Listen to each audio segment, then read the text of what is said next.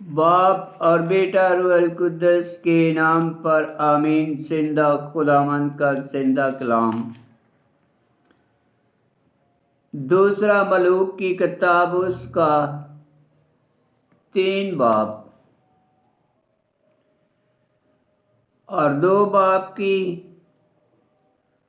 11 اور 12 آیت میں لکھا ہے، اور جب وہ دونوں چلے جاتے اور باتیں کرتے جاتے تھے تو دیکھو ایک آتشی گھوڑی اور آتشی گھوڑوں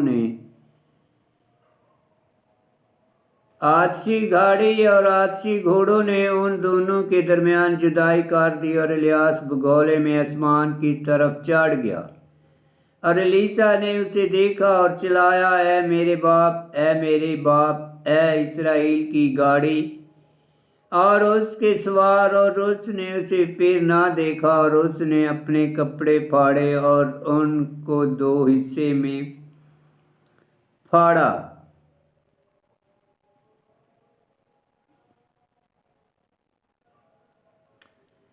دو باب کی 11 اور 12 آیت مصنف کے بیان سے ایسا ظاہر ہوتا ہے کہ الیسا نے یہ ماجرا دیکھا، ہنوک کی مانند دیکھا۔ تکوین 5 باب 24 آیت، الیاس مرے بغیر آسمان پر اٹھایا گیا اور اب تک زندہ ہے، لیکن یہ معلوم نہیں ہے کہ وہ کہاں اور کس حالت میں ہے۔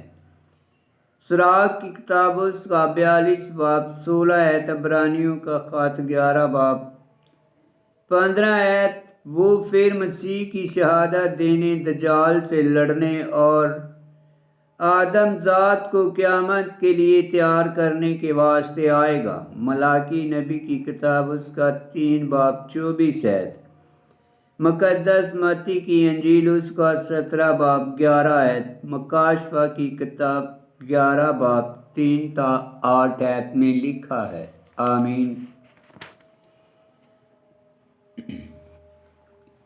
ملوک نبی کی کتاب اس کا 3 باب، یورام اسرائیل کا بادشاہ اور یہودا کے بادشاہ یوشافاط کے 18ویں برس میں یورام بن احیاب سامرا میں اسرائیل پر بادشاہ ہوا، اور اس نے 12 برس سلطنت کی، اور اس نے خداوند کے حضور بدی کی، لیکن اپنے باپ اور اپنی ماں کی طرح نہیں، کیونکہ اس نے بال کے ستونوں کو جو اس کے باپ نے بنائے تھے دور کیا، لیکن وہ یربعام بن نبات کے گناہوں سے، جس نے بنی اسرائیل سے بدی کروائی، چپٹا رہا اور ان سے کنارہ نہ کیا۔ مواب سے جنگ۔ اور مہیش مواب کا بادشاہ بہت چوپایوں کا مالک تھا، اور وہ اسرائیل کے بادشاہ کو 1,00,000 برے اور 1,00,000 مینڈے اور ان کی اون ادا کرتا تھا۔ پس احیاب مر گیا تو مواب کے بادشاہ نے شاہ اسرائیل سے سرکشی کی، تو اس روز یورام بادشاہ سامرا سے باہر نکلا اور تمام اسرائیل کا شمار کیا، پھر وہ گیا اور یہودا کے بادشاہ یوشافاط کو کہلوا بھیجا کہ مواب کے بادشاہ نے میرے خلاف بغاوت کی ہے، تو کیا تو میرے ساتھ مواب سے لڑائی کرنے کو چلے گا؟ اس نے کہا، میں چلوں گا، کیونکہ میری جان تیری جان کی طرح اور میرے لوگ تیرے لوگ اور میرے گھوڑے تیرے گھوڑے ہیں۔ تو اس نے ان سے کہا، ہم کس راہ سے چڑھائی کریں؟ اس نے کہا، ادوم کے بیابان کی راہ سے۔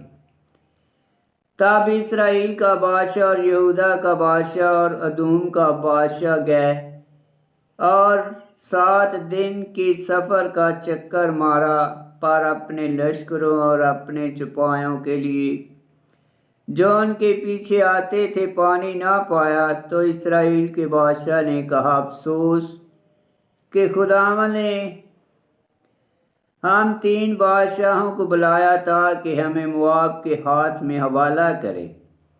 اور یوشافاط نے کہا، کیا خداوند کا کوئی نبی یہاں نہیں کہ اس کی معرفت ہم خداوند سے پوچھیں۔ تو اسرائیل کے بادشاہ نے خادموں میں سے ایک نے جواب دیا اور کہا کہ یہاں الیشا بن شفات ہے جو الیاس کے ہاتھوں پر پانی ڈالا کرتا تھا۔ یوشافاط نے کہا یقیناً خداوند کا کلام اس کے ساتھ ہے۔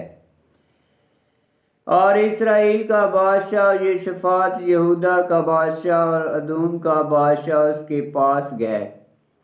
تب الیشا نے اسرائیل کے بادشاہ سے کہا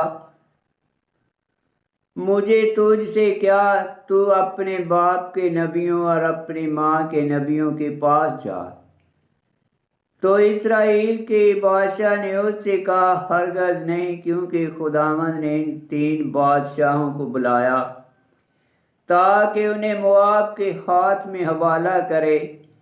الیشا نے کہا رب الافواج کی زندگی کی قسم جس کے سامنے میں کھڑا ہوں، اگر میں یہودا کے بادشاہ یوشافاط کے منہ کا لحاظ نہ کرتا تو تیری طرف نظر نہ کرتا اور نہ تجھے دیکھتا، اور اب میرے پاس سرنگی بجانے والا لاؤ۔ تو جب اس نے سرنگی کو چھیڑا خداوند کا ہاتھ الیشا پر آیا۔ تو اس نے کہا خداوند یوں فرماتا ہے کہ اس وادی میں گڑھے ہی گڑھے بنا دو، کیونکہ خداوند فرماتا ہے کہ تم ہوا اور می نہ دیکھو گے تو بھی یہ وادی پانی سے بھر جائے گی، اور تم پیو گے اور تمہارے مویشی اور تمہارے چپائے پیئیں گے۔ اور خداوند کی نگاہ میں یہ ایک ہلکی سی بات ہے، اور وہ مواب کو بھی تمہارے ہاتھ میں حوالے کر دے گا، اور تم ہر ایک فصیل دار شہر اور آمادہ شہر کو مارو گے، اور تمام اچھے درخت کاٹ ڈالو گے، اور پانی کے ہر ایک چشمے کو بند کرو گے، اور ہر ایک اچھے کھیت کو پتھروں سے خراب کرو گے۔ اور صبح کو قربانی چڑھانے کے وقت ایسا ہوا کہ ادوم کی راہ سے پانی آیا اور زمین پانی سے بھر گئی، اور سب مواب نے سنا کہ بادشاہ ان کے ساتھ لڑائی کرنے کو چڑھ آئے ہیں۔ تو انہوں نے سب کو جنہوں نے کمر باندھنا شروع کیا جمع کیا اور سرحد پر کھڑے ہو گئے، اور وہ صبح سویرے اٹھے اور سورج پانی پر چمکا تو مواب نے اپنے سامنے پانی کو لہو کی طرح سرخ دیکھا۔ تو انہوں نے کہا یہ تو لہو ہے کہ بادشاہوں نے آپس میں لڑائی کی اور ایک نے دوسرے کو مارا۔ سو اب اے مواب ان کی لوٹ کو چل، اور وہ اسرائیل کی لشکر گاہ کی طرف گئے۔ تب اسرائیل نے اٹھ کر مواب کو مارا، تو وہ ان کے سامنے سے بھاگے، اور وہ ملک میں داخل ہوئے اور مواب کو مارتے جاتے تھے، اور انہوں نے شہروں کو مسمار کیا، اور ہر ایک آدمی نے ہر ایک اچھے کھیت میں پتھر پھینکے جب تک کہ وہ بھر نہ گیا، اور انہوں نے پانی کے سب چشمے بند کر دیے اور سب اچھے درخت کاٹ ڈالے، یہاں تک کہ کیرے فراشت میں انہوں نے پتھروں کے سوا کچھ نہ چھوڑا، اور اس کی بھی فلاخن اندازوں نے جا گھیرا اور اسے مارا۔